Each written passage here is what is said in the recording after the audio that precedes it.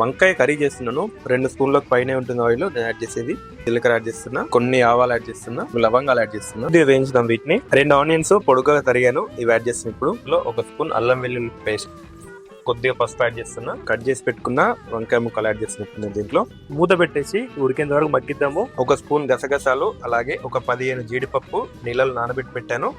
దీన్ని ఇలాగే మిక్సీ జార్లోకి తీసుకుందాం. కొబ్బరి ముక్కలు దీన్ని మిక్సీ పట్టిద్దాం మెత్తగా. ఇప్పుడు ఒక 4 చిన్న టమాటాలు తీసుకొని ముక్కలు కట్ చేశాను, ఇవి యాడ్ చేస్తున్నాం. మిక్సీ పట్టుకున్నాం కదా, పేస్ట్ యాడ్ చేద్దాము. కలిపేసుకుందాం ఒకసారి.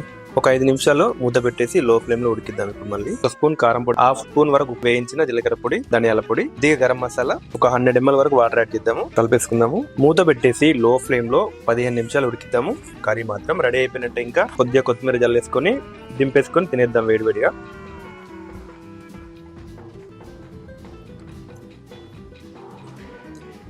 చాలా బాగుంది.